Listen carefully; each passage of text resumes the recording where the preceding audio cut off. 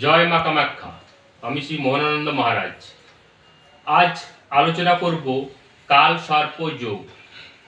আপনারা কাল সর্প যোগ শুনেই ভাবেন যে খুব ক্ষতির ব্যাপার, খুব খারাপ ব্যাপার। আপনার জন্মকুণ্ডলিতে কাল সর্প যোগ আছে মানে যে খারাপ ব্যাপার এমনটা নয়। কাল সর্প যোগ অনেকের ক্ষেত্রে অভিশাপ না আশীর্বাদ। এই ভিডিওটি মন দিয়ে শুনুন, আপনি বুঝতে পারবেন যে কাল সর্প যোগ রাজযোগের চেয়েও কম নয় যদি সবকিছু ঠিকঠাক থাকে। তো আমি ডিটেলসে আলোচনা করছি, আপনারা মন দিয়ে শুনবেন যে কাল সর্প যোগটি আপনার জন্য আশীর্বাদ না অভিশাপ। যদি আশীর্বাদ বলে মনে হয় আপনি খুব উচ্চ শিখরে উঠবেন, যদি অভিশাপ বলে মনে হয় তাহলে তার প্রতিকার আছে। আমি প্রতিকারটিও আলোচনার মধ্যে নিয়ে আসব, শুনতে থাকুন। কাল সর্প যোগ প্রায় 12 রকমের হয়, আমি একটি একটি করে আলোচনা করছি। অনন্ত কাল সর্প যোগ, প্রথম ভাবে রাহু এবং সপ্তম ভাবে কেতু অবস্থান করলে বাকি সব গ্রহ রাহু কেতুর বাঁ দিকে স্থিত হলে এই প্রকার যোগকে কাল সর্প যোগের অনন্ত কাল সর্প যোগ বলা হয়। এতে কি ক্ষতি হয়? জাতকের বৈবাহিক সুখ নষ্ট হয়ে যায়, জাতকের পতন ঘটে। কিন্তু যদি জাতক মকর লগ্ন হন এবং অন্যান্য গ্রহের স্থিতি ভালো হয়, এই ধরনের জাতকের জীবনে নানা ধরনের শুভ প্রভাব লক্ষ্য করা যায়। তো যদি জন্মকুণ্ডলিতে কাল সর্প যোগ থাকে এবং জাতক যদি মকর লগ্ন জাতক হন, তাহলে তিনি এই কাল সর্প যোগ থেকে ভালো রকমের সুবিধা পাবেন। এরপর কুলিক কাল সর্প যোগ, দ্বিতীয় ভাবে রাহু এবং অষ্টম ভাবে কেতু অবস্থান করলে এবং বাকি সব গ্রহ রাহু কেতুর বাঁ দিকে স্থিত হলে এই প্রকার যোগকে কুলিক কাল সর্প যোগ বলা হয়। এই কুলিক কাল সর্প যোগ থাকলে কি অসুবিধা হয়? জাতকের জীবনে উত্তরার্ধ কষ্টময় হয়। জাতকের জীবন যত বয়স যত বাড়বে তত তার দুঃখ বেদনা কষ্ট তার জীবনে আসে। আর্থিক কষ্টের জন্য জাতকের পতনও ঘটে। কিন্তু জাতক যদি বিষ লগ্ন হন এবং অন্য গ্রহের স্থিতি ভালো থাকে, এই ধরনের জাতকের কাছে প্রচুর অর্থ থাকে। অর্থাৎ জাতক বিষ লগ্ন হলে তার যদি কুলিক কাল সর্প যোগ থাকে, তাতে তার আশীর্বাদ, তিনি প্রচুর অর্থ লাভ করেন। বাসুকি কাল সর্প যোগ, যদি তৃতীয় ভাবে রাহু এবং নবম ভাবে কেতু অবস্থান করলে বাকি সব গ্রহ রাহু কেতুর বাঁ দিকে স্থিত হলে এই প্রকার যোগকে বাসুকি কালসর্প যোগ বলে। এই বাসুকি কালসর্প যোগ থাকলে কি অসুবিধা হয়? সেখানে বৈবাহিক সুখ নষ্ট হতে পারে, রাজকীয় সেবার সুযোগ প্রাপ্ত হলেও তা বিনষ্ট হয়।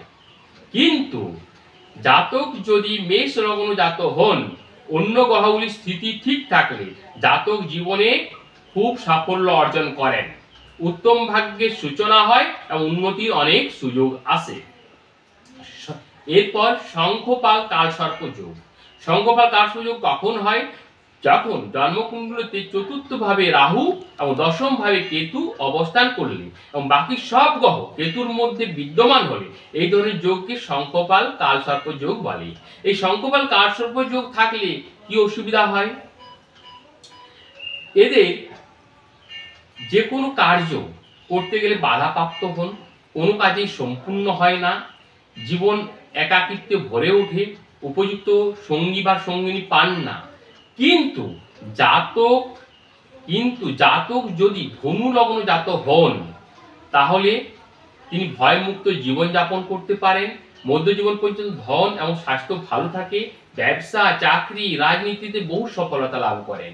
অর্থাৎ ধনু লগ্ন জাত ব্যক্তি যদি শঙ্খপাল কাল সর্প যোগ থাকে, তবে তিনি রাজকীয় সম্মান লাভ করেন। এরপর পদ্ম কাল সর্প যোগ। পদ্ম কাল সর্প যোগ কখন হয়? পঞ্চম ভাবে রাহু এবং একাদশ ভাবে কেতু অবস্থান করলে বাকি সমস্ত গ্রহ রাহু কেতু নিচের দিকে স্থিত হলে এই ধরনের যোগকে পদ্ম কাল সর্প যোগ আমরা বলে থাকি। এতে কি অসুবিধা হয়?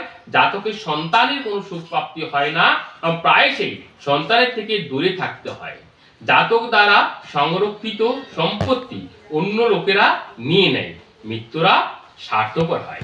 বৃদ্ধ বয়সে জাতকের সন্ন্যাসের প্রতি পবিত্র হওয়ার একটা পূর্ণ সম্ভাবনা থাকে।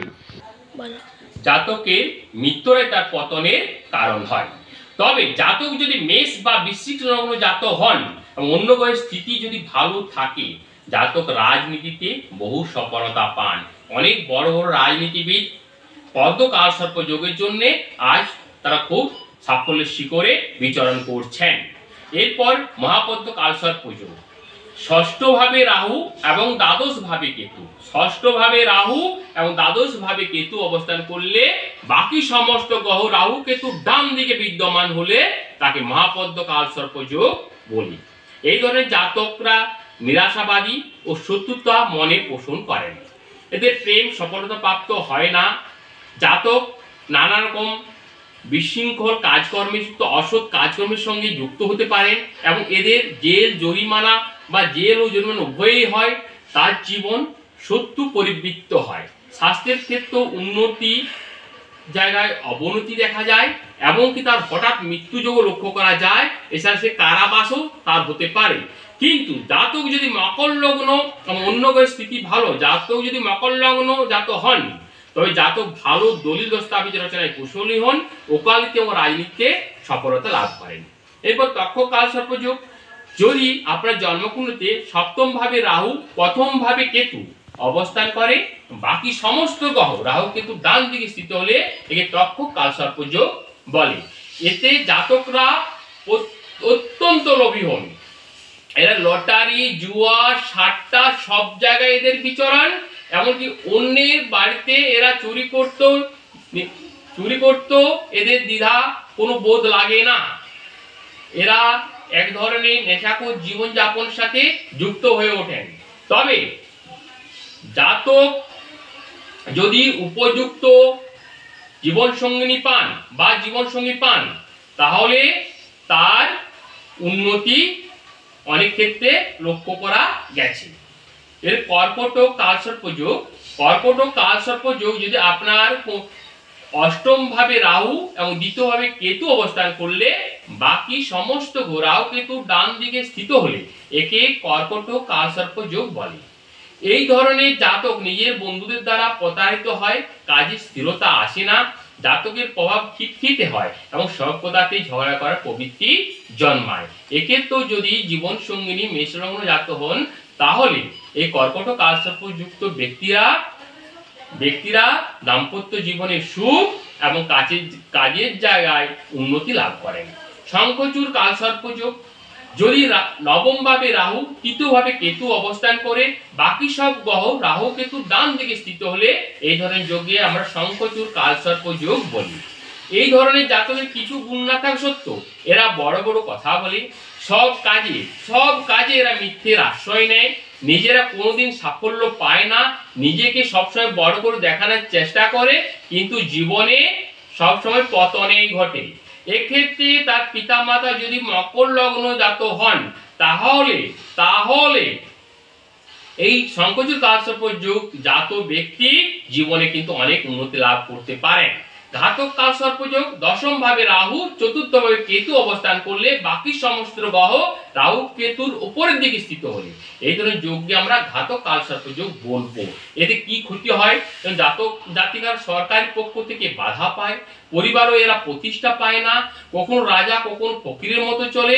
সিংহ কিংবা কন্যা লগ্ন হলে, যদি জাতক সিংহ কিংবা কন্যা লগ্ন হন, তাহলে অন্যান্য গ্রহের স্থিতি যদি ভালো হয়, তবে জীবনে অনেক বড় বড় পদে অধিষ্ঠান করেন এবং মান প্রতিষ্ঠা প্রাপ্তি হয়, মান মর্যাদা সম্মান সবকিছু বৃদ্ধি হয়। এরপর বিষধর কালসর্প যোগ, একাদশ ভাবে রাহু এবং পঞ্চম ভাবে কেতু অবস্থান করলে এবং বাকি সমস্ত গ্রহ রাহু কেতুর উপরের দিকে স্থিত হলে এই ধরনের যোগকে বিষধর কালসর্প যোগ বলে। এই যোগের প্রভাবে কি ক্ষতি হয়?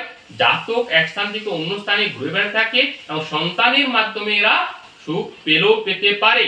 অনিদ্রার মতো অসুখও এদের থাকে। এরা 41 বছর বাদে জীবনে স্থায়িত্ব আসে।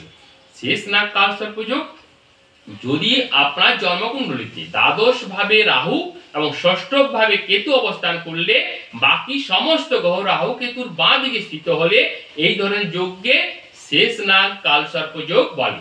এরকম জাতকের অকারণে প্রচুর শত্রু হয়ে যায়, যারা সবসময় ক্ষতি করতে পারে, লড়াই ঝগড়া মোকদ্দমাতে সবসময় পরাজয় ঘটে।